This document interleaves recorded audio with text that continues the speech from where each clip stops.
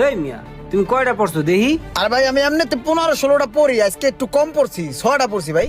15-16টা? হ্যাঁ। হায় হায় রে, কামটা কি করছে? দোকানের সব জামা কাপড় পরে লাইছে। দেখছস কামটা কি করছে? এটি খেয়াল করস না? এই বেটা এটি খুল তো, খোল। এই খোল। কিও ভাই? খোল। আবার চাইছিস? খোল খোল।